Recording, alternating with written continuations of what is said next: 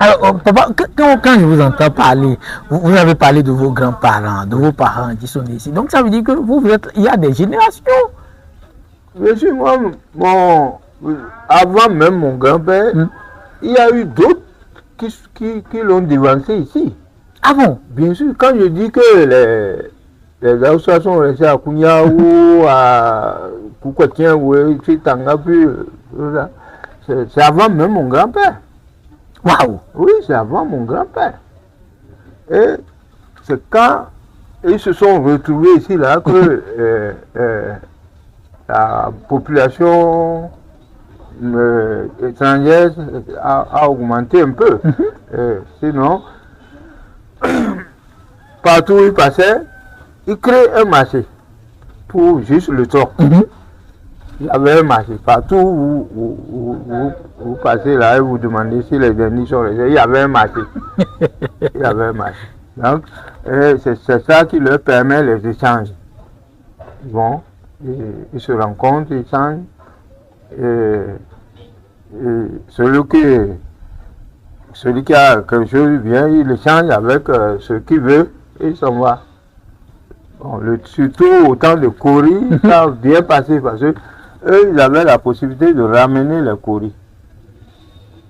Et donner aux Thomas qui en ont besoin pour les consultations. Et tout là. Voilà. Ils en ont. Et donc, moi je me rappelle, une fois je discutais, il m'est arrivé d'ailleurs de discuter plusieurs fois avec des gens de votre génération qui disaient, le doyen, nous on a joué ballon ensemble, on a fait, donc ça veut dire que vous avez aussi grandi ici et tout. Non, moi je suis né ici, ma maman est née ici. Ah oui? Donc on ne peut pas être l'avant-dernier chef. Ce qu'on appelle mon grand-père maternel, il a été l'avant-dernier chef qu'on appelle Sirkinzongo ici.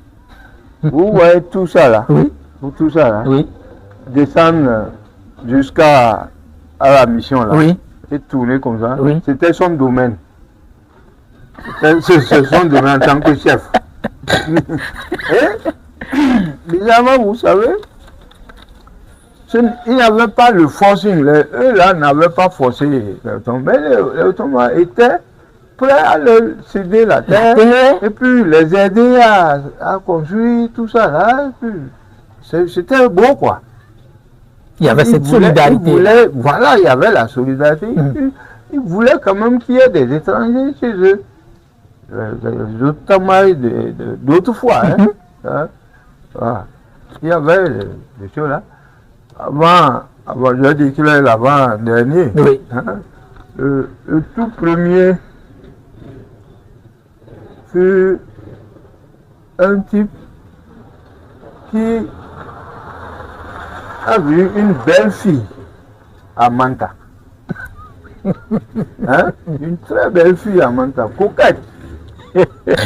Eux qui disent qu'ils ne veulent pas les indigènes. Il est retourné là-bas faire la cour à la fille et la mariée.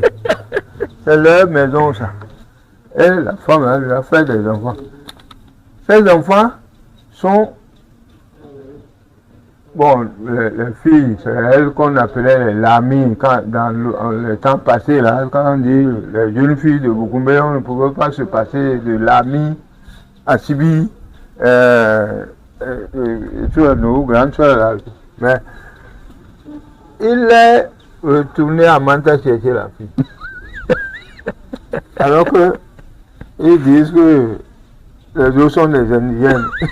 Et on ne marie pas les indigènes. Lui, il est le premier à nous montrer la voie. Avant que nous on dessus. Après lui, il y en a eu beaucoup. Là, il ne pouvait qu'avoir la cohabitation. Tout à fait. Tout à fait.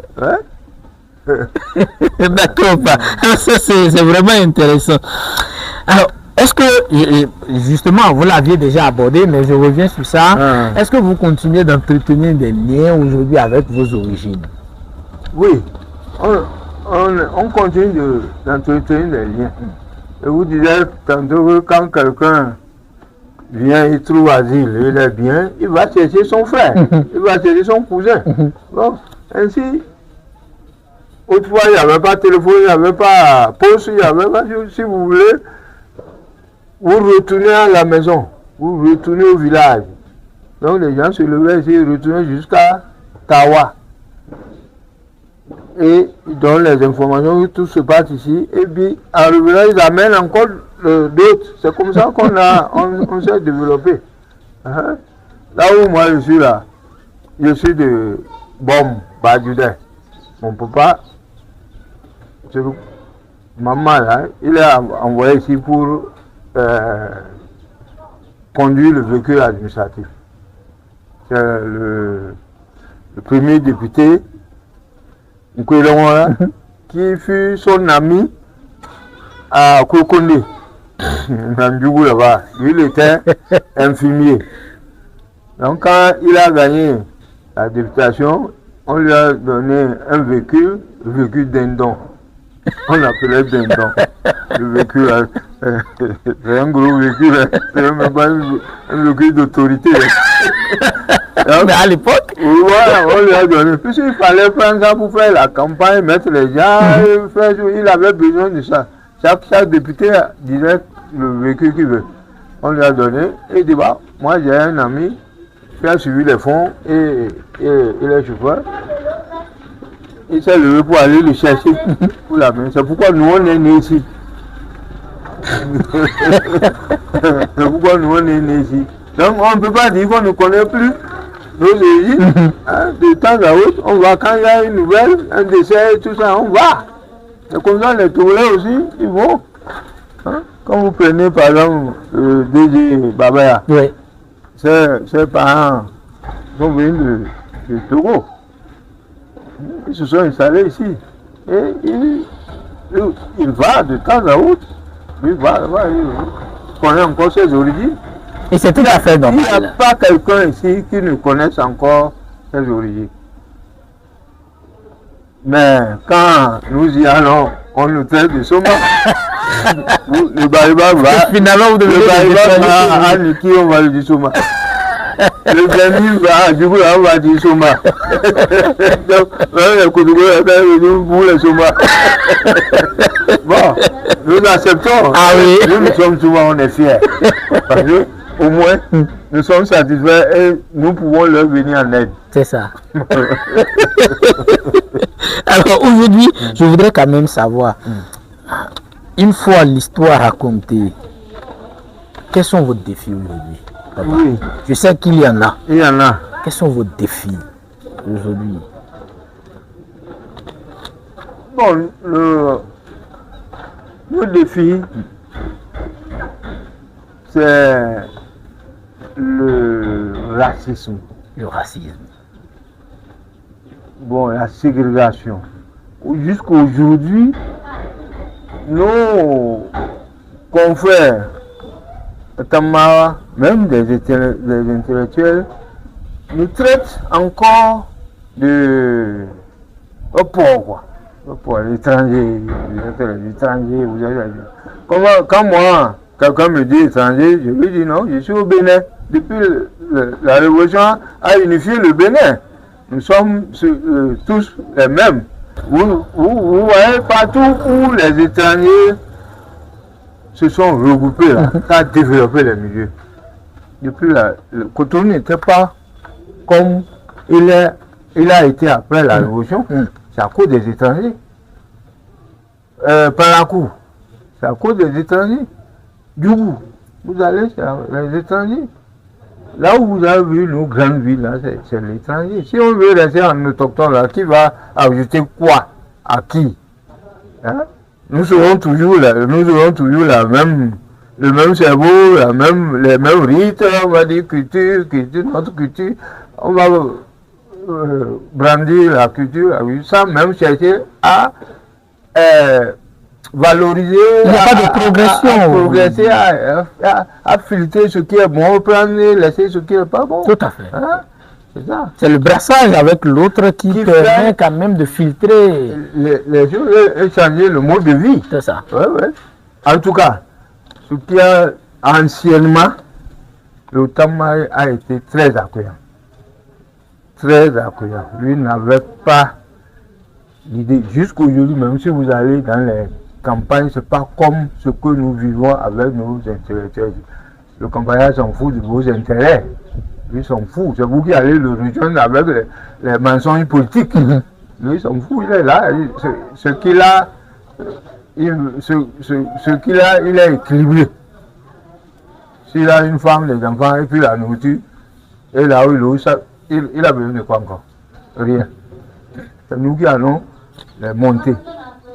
Il y a la bonne collaboration, la bonne cohabitation entre les étrangers et les Watamars d'autrefois. Je vais vous dire une anecdote.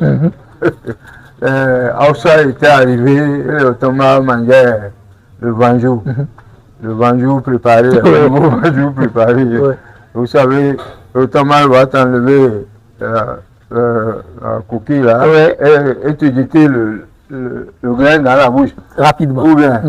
Donc, Aoussa, on leur a donné, quand ils regardent le Watamars, et ils font comme ça, ils prennent, ils jettent. Ils jettent derrière sans manger. Et ils ne savent pas enlever la peau, ils jettent. Mais finalement, ils se sont enlevés. Et la femme Watamars, tiens. Pas problème. Même elle est morte.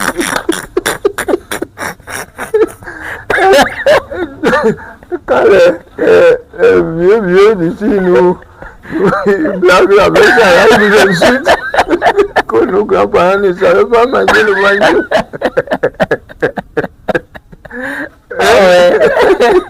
Tu vois, il était bien, l'homme donnait. Le Watamars donnait. Jusqu'à aujourd'hui, moi je n'ai pas vu ce qui peut dire que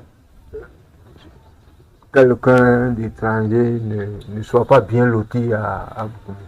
Tout va bien. On va finir par s'entendre. Ça, c'est clair. Alors, quel message vous souhaiteriez? Bon, je voudrais quand même que vous adressiez deux messages. Un message aux jeunes de votre communauté sur la question de la cohabitation, du vivre ensemble. Mais aussi, je voudrais que vous envoyiez un message à ces autochtones qui peut-être n'ont pas encore compris la nécessité que nous devons vivre ensemble avec des gens qui ont fait déjà des décennies avec nous, des générations qui sont nées avec nous. On ne peut plus les considérer vraiment comme des étrangers, mais trouvons un moyen de vivre ensemble. Quel message vous pourriez les envoyer? Oui, c'est vrai. Même si on ne parle pas la même langue, on n'est pas né dans la même région, nous sommes tous des humains, la première des choses. Après tout, nous sommes des noirs. Si nous nous retrouvons à un seul endroit pour vivre ensemble, c'est Dieu qui le veut. C'est Dieu qui le veut, il faut qu'on s'accepte. S'il n'y a pas de brimade, s'il n'y a pas de taquinerie, il vaut mieux qu'on s'entende et qu'on développe le milieu. J'appelle toute la jeunesse à plutôt chercher à développer Bukumbé en accueillant tous les États, même les fonds, les choses. Même, il peut être même des Maliens qui arrivent, qu'on les accueille et qu'ils restent, qu'on leur mette des conditions favorables pour agrandir le pays. Bukumbé est sous préfecture, je crois, on a dit cercle, avant Parakou. Ah bon? Vous ne savez pas. Ah bon? Oui. Parce que les Allemands devaient pénétrer ici, ils ont pénétré déjà, ils sont allés même jusqu'à l'alimentaire, hein, les Allemands. Ah bon? Oui, nous sommes tous appelés à participer au développement de Bukumbé. C'est ça. Que ce soit pour la vie éducative, la vie politique, la vie... Il faut que nous tous nous unissons pour voir ce qui a lieu de faire pour le développement. C'est ça. Si on dit celui-ci n'est pas de Bukumbé, mais si son idée peut développer Bukumbé, même s'il n'est pas habité, il n'habite pas ici, il vient vous donner un conseil, vous dire ça la peut aller, j'ai vu que ça la peut aller. Vous allez refuser? Du tout pas. Alors, il faut qu'on accepte l'étranger. Merci beaucoup, papa. En tout cas, comme je l'ai dit déjà au début, c'est vraiment un honneur pour nous de vous avoir reçu pour cette discussion autour d'un sujet aussi important, la cohabitation, la cohésion sociale. Oui.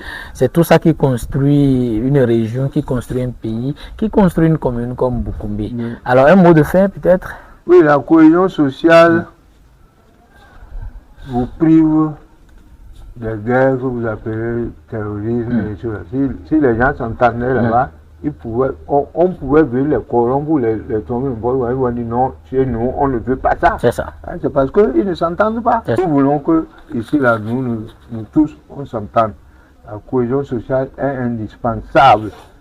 Pour le bien-être de tous. De tous. Pour le bien-être de tous. Hein? Je vous ai dit, il fut une année à Manta où ils ont renvoyé les étrangers. Jusqu'aujourd'hui, Manta ne s'est pas retrouvé. Manta était plus grand que Kobli. Et ça fait même que tout ce qui a été investi à Kobli là, pour SNB et autres, c'était pour Manta. Même nous, on n'en avait pas droit. Manta devait être développé plus que même Boukoumbe. C'est ça. C'est comme ça. Merci beaucoup, papa, comme je l'ai dit. En tout cas, on va certainement nous revoir très bientôt pour d'autres discussions. Notre souhait, c'est que vraiment, voilà, cet esprit de cohésion sociale, cet esprit de collaboration, de cohabitation règne à Boukoumbe pour le bien-être de tous, comme nous l'avons dit. Nous allons mettre tout pour que la cohabitation règne à Boukoumbe. Puisque nous avons besoin de rattraper le temps perdu. On a trop perdu. Ouais. Merci beaucoup, papa. Merci à vous. Je suis très heureux. Oui. Je vous encourage à continuer. Merci, papa. Certes, il n'y a rien dedans, mais il y a la volonté. C'est ça. C'est ça seul qui peut amener la grâce de Dieu. C'est ça. Merci. Merci beaucoup, papa. À très bientôt. Alors. Okay. Oui.